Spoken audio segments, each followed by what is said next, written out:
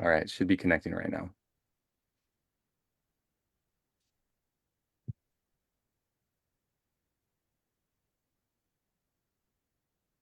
Oh, I see us. do you see us? Because I just Yes. got some error that came back. But if you can see us, I mean, it says it's streaming, so I think we're You guys there. look magnificent. Nice. Yes. Welcome everyone to another AAPC social hour. We're excited that you're here today on this. Where I'm at, it's a little bit rainy, but it's September 11th, which is, an interesting day in our history for sure. Yeah, how's everybody doing today? Alex, how are you doing? I'm good. Yeah. Just glad to be with great people on this morning. But as you bring up September 11th, I have thought a lot about where I was Mm. during those moments. When I found out I was at Salt Lake Community College, and I remember everybody surrounding TVs, but I'm sure we all have those memories. Yeah, I was actually out of the country. I was in Brazil, walking down the streets, and I saw people just gathering around TVs in these little shops, and they're just all just pointing to the TV like, "What's going on?" And then I see a headline, and I'm like, this is crazy. Something big's happening." It's a bit unnerving to be out of the country, nowhere close to family, friends, and then seeing that, some crazy things are going down. So. Yeah. Anyway, we brought on all of our guests for today. We thought that we'd kick it off with everybody already on because we have the funnest lineups. Every lineup's fun. Don't get me wrong for all of you that have been on previous lineups. But with us today, we have Jackie Capreos, Stephanie Scott, and Jacob Swartzwelder. We're gonna go ahead and let Jackie introduce herself briefly, and then we'll kind of go through the rest, and then we'll jump in. Hey everybody, it's Jackie, and thank you for the invitation to another social hour. Always fun, glad to be here. Most of y'all, well, some of y'all may know me. I spend most of my life in auditing and education through my little company, Practice Integrity. So it's always a pleasure to be here. Just real quick, it's been interesting as we started that talk with 9/11. I was on the East Coast, so things were happening in real time. Where when I spoke to a lot of people now where I live in the West Coast, they woke up and it was already over. A lot of them woke up and it was done and it was kind of catching up. Is really different depending on where you were in the United States at the time. So it's a big reflection depending on where you were. But again, happy to be here. Enjoying it. I'm enjoying some sunshine. I'm on vacation in Bonaire. I'm down in the ABC Islands. And if I turn my thing around, it might be too much sun for you to see. But if my little buddy, big iguana, 4 feet long, comes back again, I'll be glad to show him off to you. I'll show my bud. Actually, four people on social hour today. Jackie brought a buddy. We'll keep our fingers crossed that that happens. Dave is giving us a nice glamour shot there. Oh, there he is. He just It took a second. I was like, "Come on, kick in." Cool. Stephanie, you want to give us a Yes, introduction? absolutely. Stephanie Scott, I'm VP over AAPC Services. I have been in healthcare for over 30 years. You're never going to get me to tell you exactly what that number is, but I've enjoyed every minute of it. I love what I do. I've been with AAPC almost 13 years now. In the audit services and coding services division. And I have the wonderful opportunity to work with so many different organizations and businesses out there. And it's my pleasure to be able to help provide solutions and services to the challenges, because we all know there's so many challenges in healthcare and what we do. Yeah, awesome. Cool. Yeah, I've known Stephanie for a little while. I actually known all of you for a little while. Mhm. Um, or rubbed elbows with a lot of you at conferences or working in the office, even our old office. I remember that. Some good times there. Cool. And Jacob.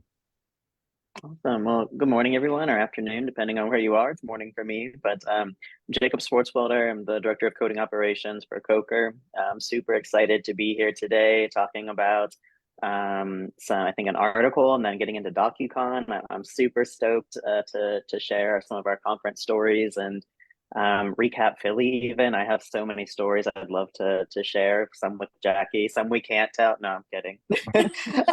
But so some great times. If you missed that, you definitely missed a really great time. But super excited to be here and chat through that. Hope everybody's doing well. Busy week for me. Hopefully everybody's taking the hour to come have some fun with us, and looking forward to chatting. Love it. Thanks, Jacob. Cool. As Jacob said, we're going to talk about an article, and Stephanie's here to talk about the article that she wrote. And is it this upcoming?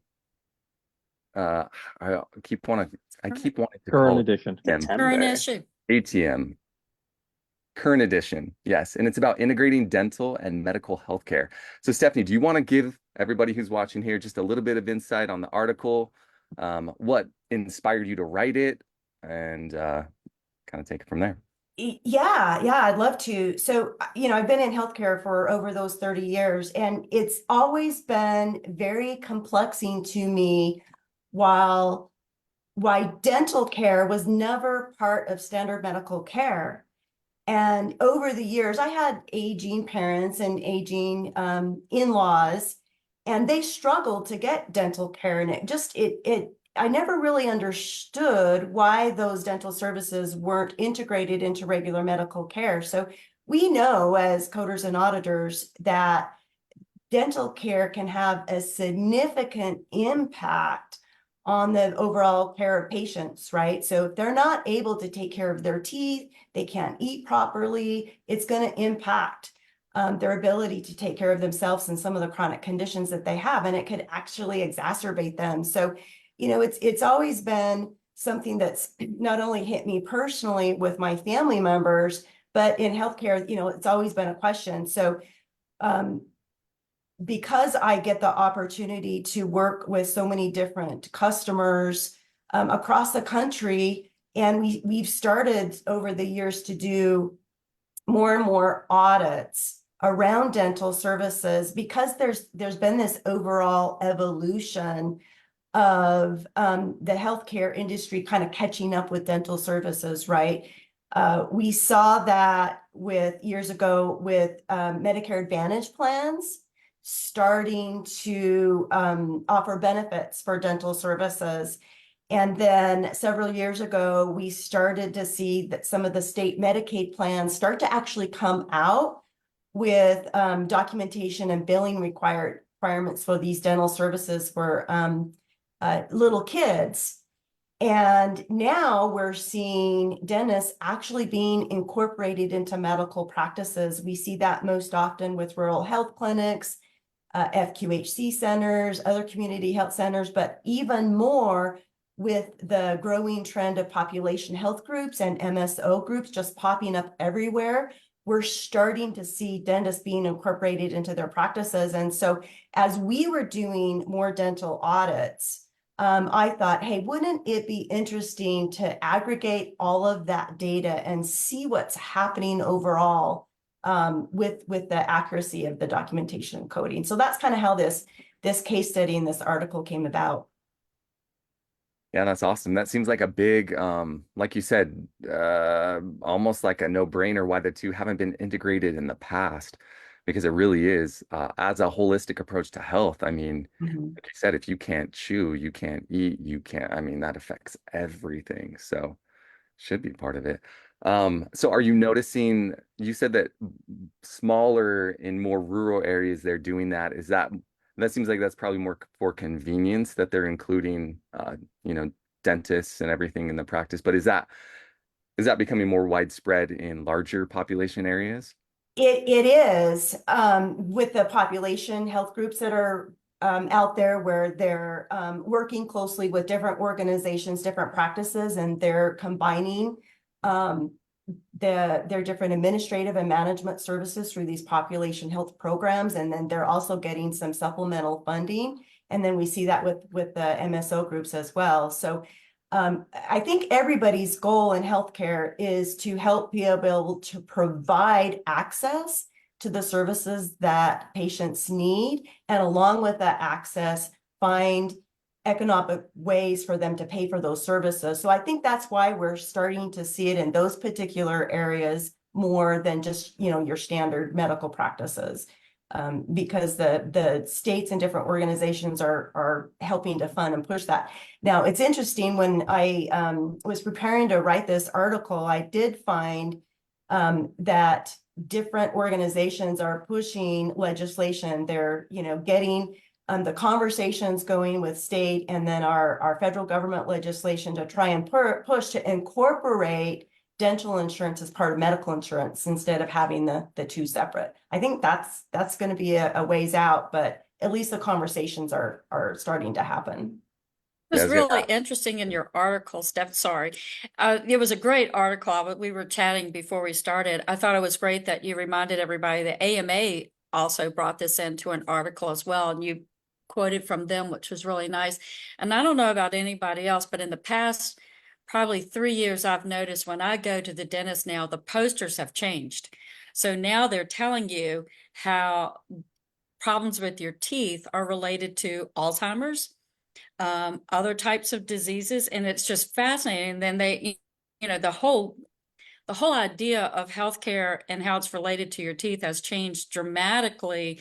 And maybe it's been known all along from the dentist, but the way it's being projected or shown to the patient, I mean, it really, you walk in, you're like, okay, I'm going to take care of my teeth. Got it. It's very clear.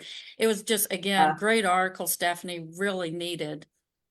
Yeah. And, I think what was really surprising to me, we get to see the pockets of results as we're doing these audits, but it was really surprising to me when I started to aggregate all of the data. So we looked at audits that we did from January to December of 2023, and it was over 10 different practices and over 260 providers for a total of like 2,600 claims. So it was a pretty good sample size that we looked at, and we found a 21% error rate. That's huge. So that's 79% accuracy. And that's even a little bit below basemark standards of when we do baseline medical audits, right? So there's huge opportunity for us as coders and billers to educate ourselves of these services and the CDT codes and what's required, because what's happening is, typically the dental codes will go off on their own claim form, but as these services are getting incorporated into these different medical practices, now all of a sudden we've got to use different billing forms, either UB or whatever, and we're not sure how to fill all that out. So we need to get educated so we can help increase that accuracy. And when I started to dig even deeper and we started to talk with some of these different organizations to get a better understanding, it's like, well, what's causing these errors? Why are we seeing this high level error rate? We were finding that there were pockets of errors that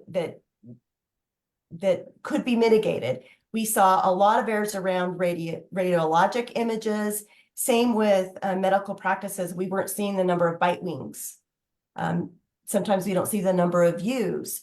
We were seeing a lot of unbundling of services and procedures. We were seeing overcoding with different oral evaluation screenings and consultation codes.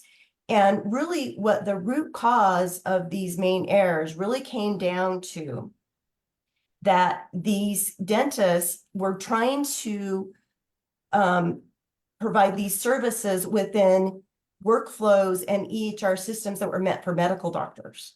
So they didn't have the workflows and the templates to help them document their services adequately. A lot of times, most of them were doing paper records, and then they were being scanned in, and we all know how well that works out sometimes.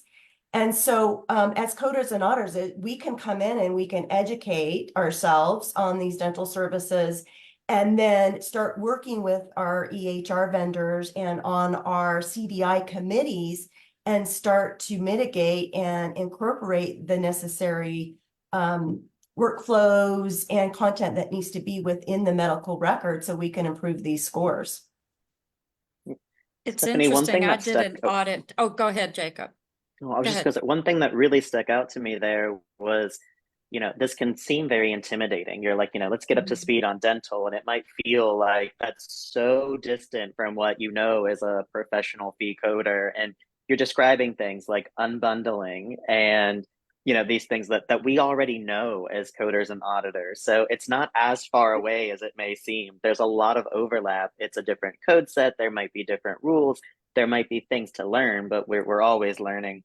But there's a lot of things that do apply, and you can carry over a lot of that knowledge that you currently have as a coder auditor right now into other spaces if you identify that overlap. So I'm really glad that you've given me a lot of comfort, is I guess what I'm trying to say, knowing that it's not so far away. It really isn't. And that's a really good point in how close it is to what we're already doing and what we already know. Many of these organizations, I would say maybe around 60% or so, were actually starting to require ICD-10 codes on their claims. Where dentists had never really needed to worry about ICD-10 because, outside of these organizations, it's not necessary to include those. And so they didn't have the training that they needed. They weren't including all of the diagnoses to support medical necessity for the services. We all know ICD-10 very well, right? And so that it's another area where we can come in and help with that training and education and help lower the denials that these organizations are receiving on these dental claims because, we do have that skill set already. I was going to ask about those two systems, the dental system and the medical system, and how different they actually are. Not really being I'm not in that space really.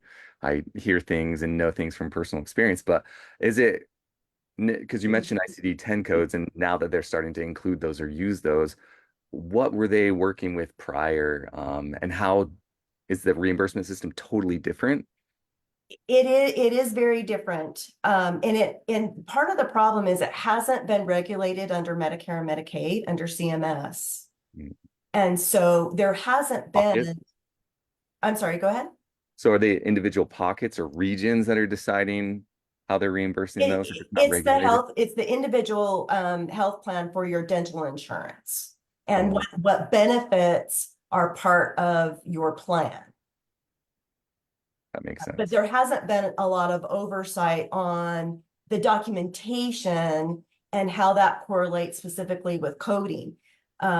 Now, where it kind of started is with Medicaid. So years ago, when I first joined AAPC, we were starting to get some state Medicaid plans wanting us to do clinical reviews on the medical record documentation for these Medicaid claims for kids. And we were looking specifically from a clinical perspective. So we had dentists come in and help us do some of that work. But now we're seeing that evolution where it's more focusing on the documentation and billing and accuracy on the claim itself rather than just the clinical medical necessity. But the dental world just hasn't caught up to where the medical healthcare system is today. But we're getting there. We're seeing those incremental changes. Yeah, that It makes seems sense. like that starts in Now, dental school, but right, like they have to transform themselves too, and how they teach their dentists, and then that's a huge overhaul for that whole system. Oh, I'm glad you brought that up, Alex, because we've been over the last couple of years working with a couple of the dentist schools, and we're doing preliminary documentation audits with them. So they are aware of the importance of it, and they kind of see that writing on the wall of, hey, we've got to make sure our dentist students are prepared coming out in the real world. So it's that we're seeing the evolution on that side as well. crazy. That's cool. Things that you don't really think about, but man, it proves that this industry is just so multifaceted, and there's so many little niches and pockets and ways that we can improve all around.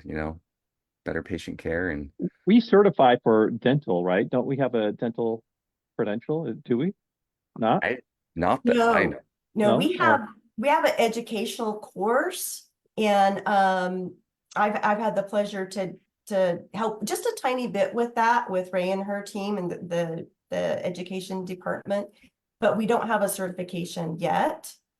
I don't know the details of all of that, but Jackie and I were just talking. We would love to see that credential come through. That would be so beneficial for the industry and really, give our coders and auditors a head start on what we know is eventually coming. Yeah. Well, Well, it's that's really awesome. great to hear that there's at least the education side of things. And like Dave mentioned, there's always somewhere that we can expand out to in this industry. And it's one of the things that I think allows us to stay in it for 30, 40, 50 years. And it be enjoyable and still fulfilling because you can always find that little niche or pocket of what interests me now or what's the Mhm. next need that I can get ahead of. And so that's, again, really great to hear. It's really exciting, actually. Yeah, that's awesome. Well, Stephanie, thank you so much for joining us and talking about your article. If you're listening, check out her article. It is in this month's magazine, AAPC the magazine. You can find that online on the AAPC website, page 20, 20. Find it there. Thanks, Stephanie. Yep. Thanks for having me. Thanks, Have a Stephanie. wonderful day. We'll see you next time. Okay. And that leaves us with Foursquare. So I think I I was Hey, going bounced to the say, ball wow, I to like the smaller Jacob picture, first. Dave. Can we get the? there were a lot of engagements happening, like thumbs upping and stuff, for some key things that she was talking about. So it's awesome to see the interest in that and people seeing the gaps in this process. So yeah, great. Thanks for sharing your feelings via thumbs ups and all that stuff, guys. Yeah, have the It was two a of you. really good read. I didn't read it until right before we got on, but it was really interesting.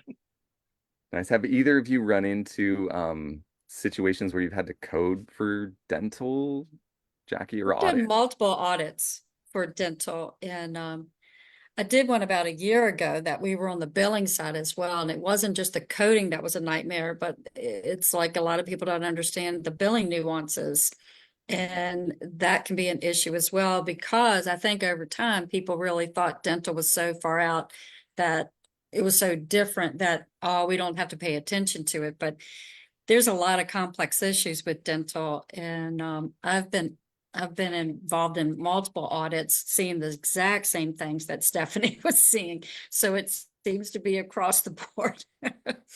The PTSD statement for me was about the medical EMR and the dental documentation and trying to Yeah. get that to come up because And it does not flow. It's like if you've ever done no, chemotherapy in an EMR that doesn't have a good setup for right. chemotherapy, it is terrible. Like you're just trying, there's numbers all over the place. And that was my experience with the documentation. It was too convoluted with the requirements for CPT code selection instead of geared towards, the methodology used in dental, the CDT. And over the years, when you go to the dentist, their technology now, as they're as they're going through their exam, they're talking into a microphone and it's identifying the teeth and giving that information, but somehow it's not correlating into a nice, neat piece of documentation. And then there's those offices that can't afford all that equipment, and they're still doing like that picture of the teeth and marking things out and making there are abbreviations in dentistry that are very different than anything else that you're like scratching your head like, what in the world does that mean? It's a whole different look and feel, very different. And Jackie has that fancy West Coast dentist. I need to head out there. There's a great one in Richmond who does the same thing. At a fundamental level, like Dave and I have had great conversations about health and wellness, and Dave kind of highlighted early on in the discussion with Stephanie about your dental care reflects your overall health care. And that's something I just take for granted. I don't really put a lot of thought into that, but that is so critical. I put a lot of thought in being able to eat. So we are not the same, Alex. That is probably my number one thought process throughout the day. Where's my next meal? Yeah. Well, cool. We've got I think what we should do while we have the two of you on, before we even start talking about DOCUCON, I think we should Jacob, you mentioned a little recap of Philly. I think we should talk about Philly. I don't think any of us have met or talked since then, and that was what, 2 weeks ago? Yeah, oh my gosh, I had such a blast. It was so nice to have that smaller conference all in the same hotel. Everybody had such a great time. It was so nice downtown Philadelphia, being able to just walk out the door into the middle of the city, go do whatever, floated your boat, come back in and get that education and networking and build those connections with all of the AAPC folks. Like I had such an incredible time. That hotel was gorgeous. My favorite part, well, I had two. This is hotel specific, just architecture. There's a little mail slot in the hotel. Did everybody see that? That thing blew my mind. So it's like what, a 34 floor hotel, and there's this like glass mail slot that went in between all the floors, all the way downstairs. And I thought that was the coolest thing I've ever seen. But then they had the big bank door in the eating area. Did everybody see that? It's like the interworkings of the vault door behind Yes, glass. And it I was thought The that amazing. hotel, was the really hotel was an amazing. old bank. I mean, Is the that people right? were great Yes, too, but the yes. architecture, yeah, Did you attend any sessions, me. I got Me- to, I was or were you just privileged enough walking to get around to looking? room. I was just looking at architecture, No, Jackie, they put me to work at this conference. I was speaker liaisoning, Right. making up words here. You were liaisoning. You were The best. liaising. Liaisoning. Yeah, Liaison. No, yeah, you you helped were out a zoning. lot. Yeah. Yeah, yeah, the architecture, the vault door was so cool. Looking at those massive, just the things in the side of it. I mean, to break into that thing, that's what I was thinking about. Not How would you break into it? if I were to, Good. If I was asking for a friend, right? asking for a friend. I think I'd avoid that bank altogether, bank hotel. Yeah, it was cool. I really liked being in the city. I thought it was amazing. The history, we got to walk around and see some historical sites. Actually, almost every evening, there's so many different things to see, and I didn't see even the fraction of what was close by. Um, and great food too. The food was amazing. Some of you know, like I started eating plant-based, and so I was a little concerned, like, what am I going to eat around there? What's to eat? And was able to find some great food. Even Jackie and I went out and found a restaurant that had plant-based burgers and chicken sandwiches, and it was so good. So it was It was awesome. delish. There's some good. In fact, one of the top restaurants I enjoy in Philly is actually fully vegan, called Veg. And actually The took my mom veg, went after the conference, but um, the it's one of the top veggie. restaurants I've Yeah. eaten at in general, let alone it being completely vegan. So that's beautiful inside, but it's great to Well, have a lot of options there. can we talk about the meats in the Reading market? I'm I leaving the vegetarian didn't business, go. That's fine. Talk about it. Yeah. I We'll didn't well, talk actually about get to see him. meat. I just want to say, if you've never been to it's Reading or Reading? Right. Reading? Ready. Reading. So imagine for our viewers, if your mall food court, but like more cramped, narrow lanes and all of these amazing, like not chains, all of these like local eateries just crammed in there, and the smells and sights just amazing. I could have spent all day in there. I have breakfast, lunch, and dinner. Just Yeah. Not surprised. Not surprised one bit. I think we should this make is it how we clear. started. I think we should be very clear. Jacob has been very honest. Philly is like one of your top favorite cities of all time. You love It's a it. heart city Me for too. I me. love it. So It's a heart for you, right? Yeah. we did I think, cheesesteaks are always the Philly thing, but if you ran into me, I told you to go get the porchetta, the pork and broccoli raw provolone sandwich in the terminal. Like it was top notch. You've probably heard it a million times, but delicious. I don't know. I go to that market for cookies and coffee. Like that's about as much peopling as I can tolerate in that. Because like you said, Alex, it's shoulder to shoulder. Like you got to know where you're going, get in and get out, especially on a weekend. So I usually hop in, grab a cookie and a coffee, and go sit outside somewhere. But Yeah. Well, I gotta say, I was as far as the conference, I love Philadelphia. I do. It's a city that I love to visit. It's not wouldn't be home for me, but I absolutely love that city for its food, its walkability. The location was fantastic. I think the conference event team did a incredible job keeping everything very close together. I thought they did a great job having everybody in a good space. I don't think anybody felt like we were on top of each other, and we had plenty of room in our sessions. I thought the sessions went really well. We had incredible speakers, and I'm always amazed, like we have HealthCon, and it's like, well, what are you going to do for regional? And yet we get new topics. We do have some repeats. So if you've never done a regional, we'll have some repeats from HealthCon because some things were just that powerful, that needed. There'll be a few of those, but in general, we get some really incredible speakers that might be closer in that region that come in, but we keep a lot of our general sessions. The E&M panel always goes over well. We had incredible, our general sessions, like the opening, Bevan did, again, another great job.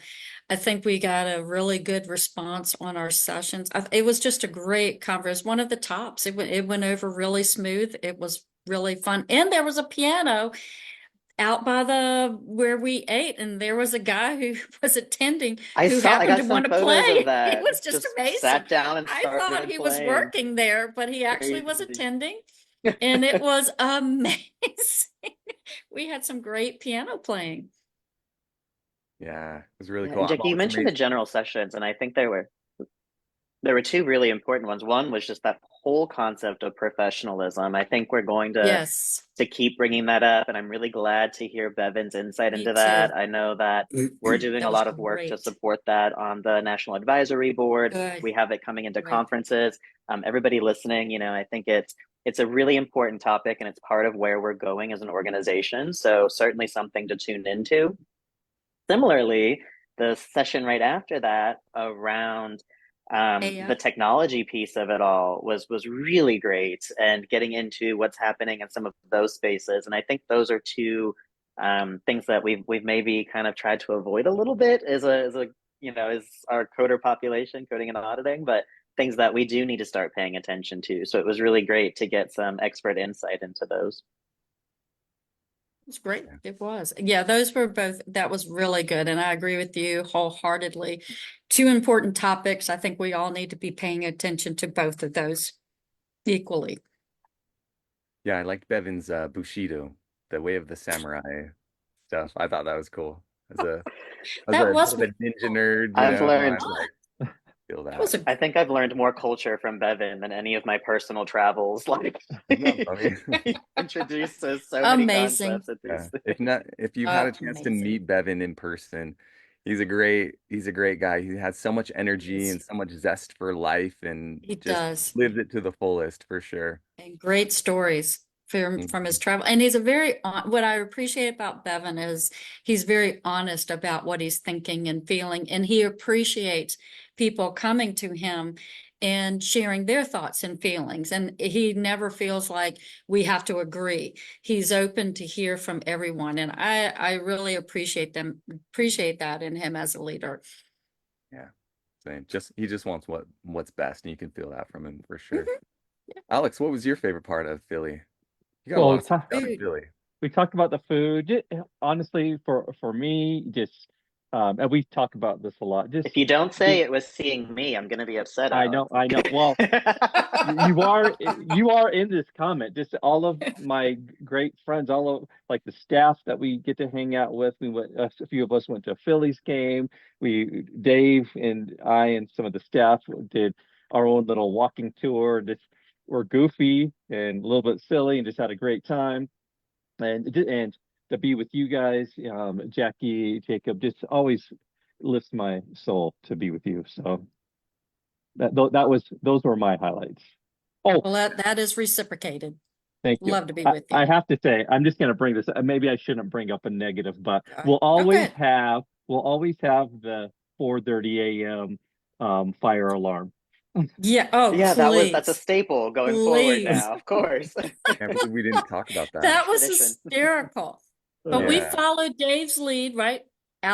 We were Oh all on yeah, the same the floor. two of Right Dave you into were the had on my that. elevator. floor. Y'all actually went out? We Yeah. went on Oh the God, elevator. there was We no didn't way. care. We took the So elevator. for I those of rolled you, over so quick. Dave for said, those I'm of you sure that it's are not. Let's take the confused, elevator. I was ready to go if it happened. Like, there was no way I was getting out of that bed.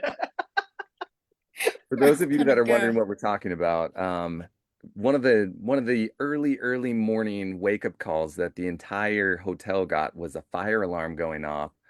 I think it was earlier than 4, wasn't it? It was earlier than four. Yeah, It was it was early. 4-ish. And so the funniest thing to me was just seeing everybody begrudgingly opening, like leaving their rooms, and then finding out all the different people, staff members that were on the same floor that I was on. I'm like, oh, hey, Alex. Oh, hey, Jackie. We're Hey, all walking hey. to the stairs in our pajamas, and I'm like, the elevator's right there. Let's just take the Just elevator. take the It'll elevator. get us It's just a downstairs. fire alarm. Just a fire alarm. So we took that, and it was funny dropping down to the 19th floor. Our elevator was full because, people didn't want to take the stairs. And then seeing people like Rita Genovese walking down the hall, half asleep in her full pajamas, top and bottom, that was some of the highlights of my. I know that sounds weird, but I just mean it in a funny way. You don't really get Good. to see It was much of fun. your friends and I family feel like in legal is ways going to like tell that. So us that we need to advise not to use elevators during fire alarms. I feel like somebody's going Oh, to, this is not a recommendation. It's you're just a not supposed story. to. it was a Yeah, choice we made. It was yeah. a It choice was we an made. adult choice we made to hop on that elevator. And I'm glad we To did because stay by in the time bed. we hit the bottom, they're like, We oh, knew it the was a false false alarm. And alarm. so we just closed that door and went straight back up, Yes, we back did. to I bed. I thought if this elevator stops, I'm toast because where do I go to the bathroom? I know. How do I? Gotta get out of The here. adult checklist. Like, Yeah, yeah. Yeah, it's funny. So Jacob, you didn't even leave your room. Nice. That's what Good we for should you. have Were done. smart. Yep. I just, I wouldn't advise that either. hello So over don't there. talk Yeah. about my Legal elevator. also You were says. stuck in your release. True. For anyone listening, follow all hotel guidance, and that's Well, we won't have but to worry about that with the next conference because it's virtual. So we won't be having Jackie, that perfect issue. Touche. segue. Jackie, love it. And what do we have that's coming up next month? DOCUCON is coming up before you know it. DocuCon, another con. DOCUCON's an interesting one because I find that it's hard to title these things. And we like having a word with the con at the end, like audit con, you can kind of get, these sort of things. But DocuCon, it's difficult for someone to look at that and just know, but the intent behind DocuCon is really the CDI, really talking about documentation. We're not talking about the audit or the billing of it, but the actual note itself and how that could be improved upon. And how do you know that what you're looking at is all there is? How to dissect documentation and perhaps ask for more at times. And so when you're reviewing that agenda, keep in mind that's what we're looking for. We're looking at documentation. That's why it's DocuCon. So you'll see a lot of titles on the agenda that say CDI because we're looking at clinical documentation improvement, but both from the outpatient side and the inpatient side. And we have what we call a beginner track and an advanced track. And we worked really hard to kind of, again, each year expand on what we've learned and add more topics. And I know Jacob's going to talk a little bit about what we've decided to call our deep dives. And we also wanted for beginners to get a better idea of just how to use documentation and how to make sure that you're doing your best with it as well. So I'm going to just pause myself there. Now, one thing I wanted to say, in case anybody was wondering, I know I said I was on vacation, the little green cup, it's not vacation liquid. It is water in here, but I Vacation didn't have a liquid. bottle. I just wanted people to know this is not a little green happy vacation cup. I've been working today and it is water in here, but we're trying not to use plastic. be sustainable, and I have my little green cup of water. So I just wanted to make that clear in case anybody was like, yeah, she's on vacation. So cleared that Speak for up. yourself, Jackie. I Well, don't know. I don't know, but I vacation or know there's not, lots of things in that house you could have. So vacation or not, you know what you're talking about. You could do this in your sleep, Jackie. So that was a great overview of DOCUCON. That was beautiful because, yeah, we do have the two different tracks. If you are a beginner just wanting to, you're curious of what it even is, um, take that track. It's a great, it's a great way to expand your skills and add value to, your position in whatever organization that you're in, because you'll learn how to communicate with physicians effectively so that your job's easier and you get all the pieces of information that you need. I talk like I know what I'm talking about. I've just heard enough. I was trying. I'm a big fan of CDI. I think, well, it's better for patient care ultimately. But I do have a question for the two of you about the time frame. Let's say I walk in and I have something, I have an appointment. My physician sees me, he documents it, it goes into the system, whatever. Typically, what's the length of time before it actually a coder has eyes on it? well, it depends. A coder may have eyes on it. It depends on how the office is set up. So if it's an electronic health record and the provider is finished, they may have within their office any office visit with a higher level service to it. It has to be reviewed by a coder that day before end of day. Okay. Could be. Or it could be they all go right out the door and only certain things that have an edit through their scrubber get reviewed. Mm. And as an auditor, I may not see it until it gets paid and I'm looking at paid claims data. Yeah. And then to have to go back to that physician and be like, hey, do you remember? I mean, is that a conversation that coders have? Hey, do you remember what This is happened in this interaction? Because that this time is frame, I really mean, if they're not important. documenting well the first time, to have to go back and get them to remember seems tough. Yeah, well, it's Go ahead, that's why we Jacob. look at even signature requirements being within 48 hours, because we want all of that process to be, and that's a best practice, not necessarily a regulation, but looking into that 48-hour window is so you still have that knowledge there. If I have a question, if something needs expanded, if something isn't complete or accurate, we're within the actual encounter. It's not, will I think, and then documenting something in a legal medical record that could potentially have inaccuracies. So it's really important that that be very efficient. And one of the operational things we see is just a lack of efficiency in processing claims, or internally processing your documentation to hit the claim point in a time frame that allows for all of these other steps that we're adding in to happen. So when you look at CDI, when you look at outpatient CDI specifically, where the patient's in and out quickly, this is one of your biggest operational challenges, is how do we get that documentation up to par at the time of the encounter so that the rest of the revenue cycle isn't impacted by delayed documentation and signature. It's true. And that is such an important point. Trying to implement CDI on the outpatient side, that does become the struggle. Exactly what Jacob is saying, because of your time frame. You've got to get that claim going. So how do you review something? So that's why some larger multi-specialties will say, okay, we'll have coders assigned to different departments. And if providers are hitting like unusual codes, high dollar codes, or high levels of service, we want those reviewed that day, and they have their queue that they're going through. On my side, audit on the back end, yes, I've had that conversation with providers multiple times. I'll say, well, tell me what happened that day. I'm looking at your note. What do you remember? And what I hear, I'm like, well, that's interesting. I don't see any of that in the note. And we talk about how you want to get it in there at that time. And it can be very much of a struggle. And that's why DOCUCON, those are the things we'll be talking about.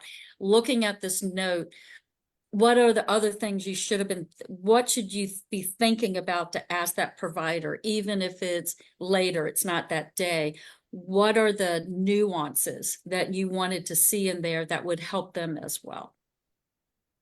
Jackie, this is such a fascinating point because you come from an audit space. It's the same as me, and when we start Right. looking at CDI, I think everybody initially, when they started doing outpatient CDI, tried to mimic inpatient CDI. But You do. honestly, they're very different. The process of an outpatient encounter is different. And in some cases, the impact is not as much either. You know, you look at inpatient CDI, you're talking thousands and thousands of dollars per missed diagnosis or per error, you know, that where Right. concurrent CDI is really important. On the outpatient side, you're looking more at mitigating risk or, you know, possibly capturing some opportunity as opposed to gaining thousands and thousands of dollars per encounter. Where a retrospective CDI program, so even like an audit with a CDI focus instead of a coding accuracy focus, might be a good solution for some organizations. And in like my session, we'll explore kind of that difference, the difference between inpatient and outpatient. There's a little more options in the outpatient setting because of the way those encounters go. And I think that's important to recognize because everybody's kind of started just trying to cookie cutter inpatient over to the pro fee side. And there's a lot more opportunity on the pro fee side to maybe find something that fits better in the workflow of your organization. Really fine tune it. So something we wanted to do different for this DOCUCON, and I will say I'm very privileged to have been on the education committee to help put the agenda together. And this is something I had talked to Jacob about while we were putting the agenda together. We thought this time it'd be really nice on the advanced track to actually have some notes. So have time for speaking, talk about the specialty, and then review some notes and give the attendees an opportunity to kind of go through them and apply some of the things we had just discussed. So that's what we're calling that deep dive. And if I remember right, Jacob, you're doing orthopedics. I'm doing Pediatric general ortho. surgery, and I think we have cardiology, general surgery, ophthalmology, and we're going to be taking these because I found in an audit I did recently for general surgery, they were missing so many fine points that were so important, not just to get their level of service, but to the general overall description of that patient. There were so many key points about who they needed to talk to get that surgical clearance, the comorbidities that patient had prior to considering a surgery and how that became very important. And this is very important to that patient's health and to that complete medical record. That's such a good point. That looks like we have a dog friend outside, so sorry for that. But there's one thing that's really important is that this conference is including a lot of feedback from members. One was we want more specialty specific things. A lot of the conference material, it's a large group, it's all very general, but I work in orthopedics or I work in general surgery and I want something that takes me into my space. And so this is your answer there. We've heard you. And I think that's really important. And then second, allowing these virtual conferences to really have the most bang for your buck, if you will, being able not just to get the information, but to collaborate with the people that are attending, have that increased networking opportunity, have that increased takeaway, be able to have that deep dive, as we're referring to it, with a group of people in that session that share that same specialty or interest as you. You know, it's really bringing you into your group of people that have signed up for that session too, and allowing you to have that hands-on application piece of it. So this is all based on feedback and ideas that have been given. One, through your National Advisory Board, I'll shamelessly plug that. You know, there was a lot of conversations had through members of that board that I currently sit on. We were able to pass along that feedback. I know Jackie is very in touch with our member population. I don't know that there's a single coder that doesn't know Jackie at this point. But you know, very in touch with what's needed there. So these are solutions that come out of your ideas, and I think that's really important to note because keep the ideas coming. I love that. That's such an important part of that as well. And we've talked a lot about the advanced track. On the beginner track, as Jacob was talking about, and I know that we mentioned at the beginning here, Dave was talking about if this is something new to you.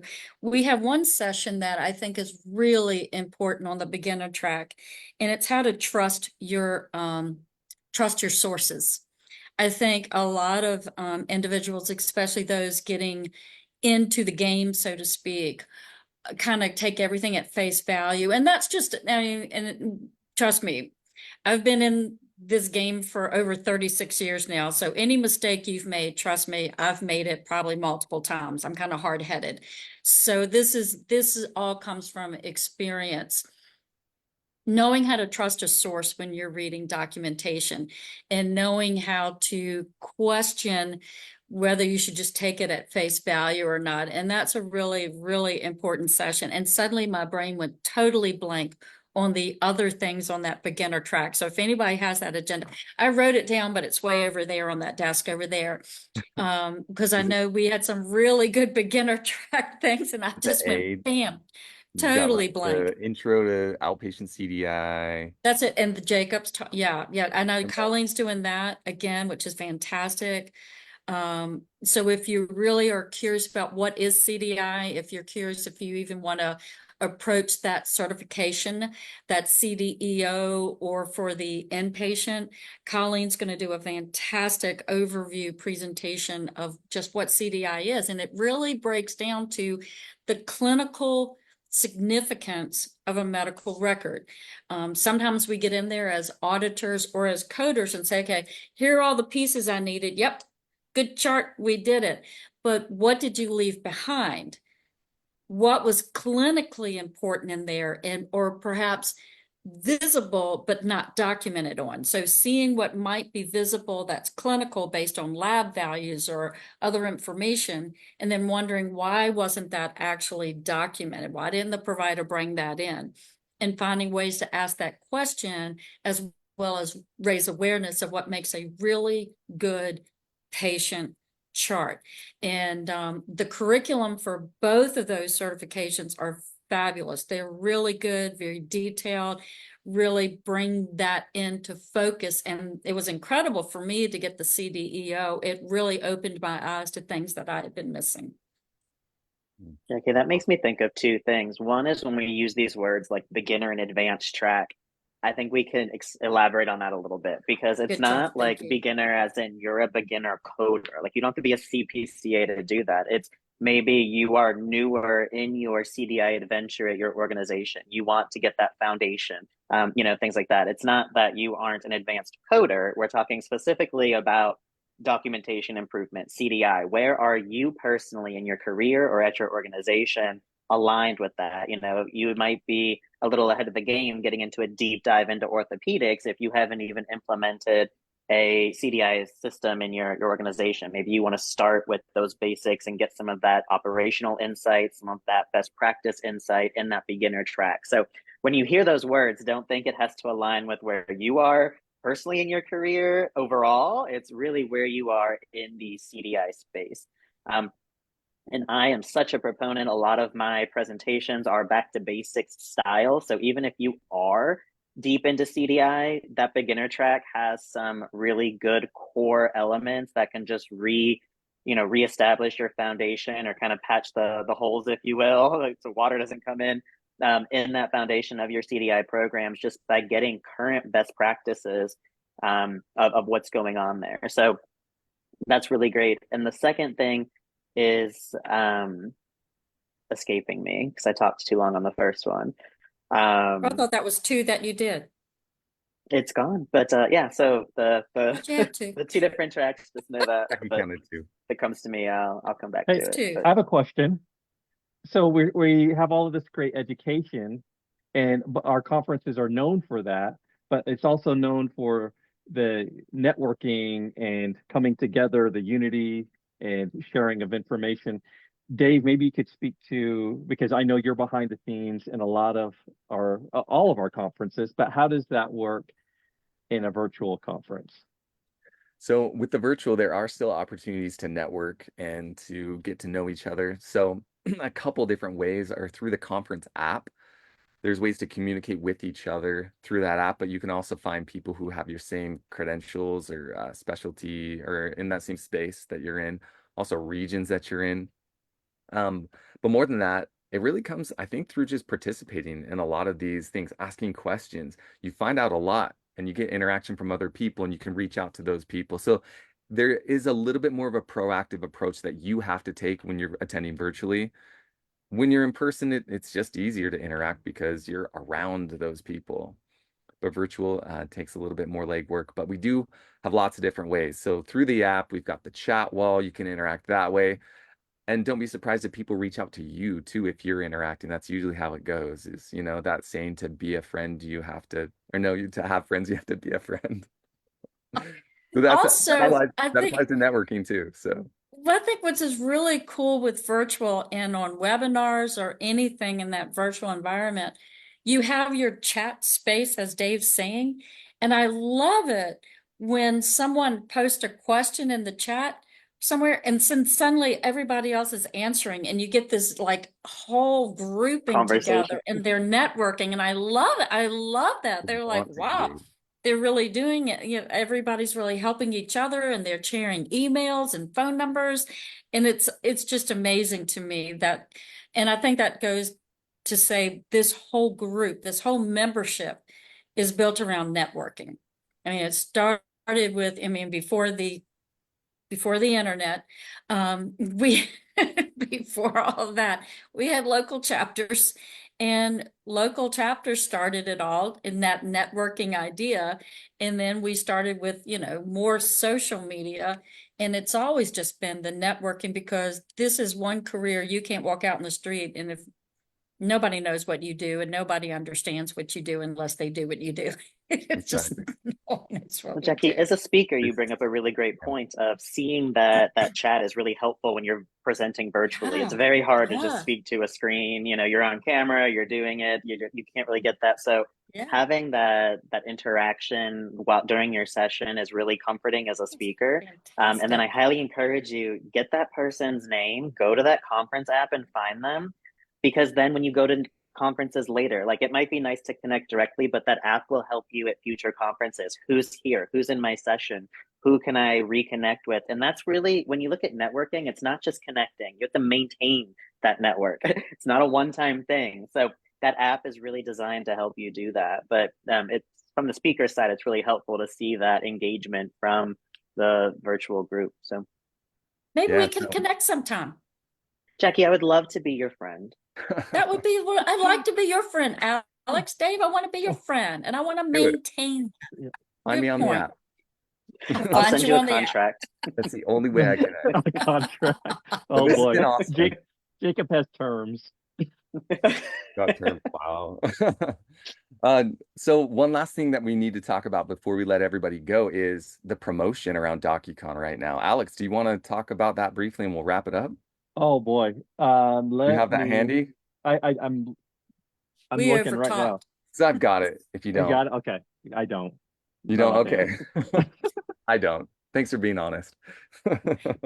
All right. So right now, DOCUCON is in promotion and it's $100 off right now. So right now it's it's 545, and that's the discount, or the discount that will be automatically applied when you add it to your cart. And it's coming up. October 1st and 2nd is when DOCUCON is. Now that promotion ends tomorrow. Yeah, because today is September 11th. It ends September 12th. So if you're thinking about it and you've listened, you've heard Jackie talking about it, you've heard Jake talking about it, they're going to both be there as speakers, but also the importance of it. Shoot, if I were a coder, I would want to take CDI and be a part of this too. So it just Yeah, seems Dave. like it's a really useful, almost necessary part of, you know, part of this career. One really helpful thing I just want to mention, you know, like I have a team and, you know, I'm sure everybody has a boss. This is something that you can really, these smaller conferences, they're short, they're virtual, there's no travel expenses. It's something you can really go back to your boss and be like, hey, it's $100 off, 550 bucks. Like, I'm going to bring this knowledge back. If you can connect that circle to your leadership team of, it's a $500 investment in me, but here's what I can bring back to the team, this knowledge, this core foundation or whatever that is. Make that link for them. Start getting yourself out there have your employer help you do that. A lot of them want to see you grow. So if that's possible, have that discussion. The recommendation there is connect back what you plan to get out of it to bring back to your team. Love it. Awesome. Love it. Thanks, Thank guys. you. Thanks, Jacob. Thanks, Jackie. All Alex. Thank right, you. good to see y'all. Okay. Everybody have Thank a you all for great Bye. week. watching. Take care.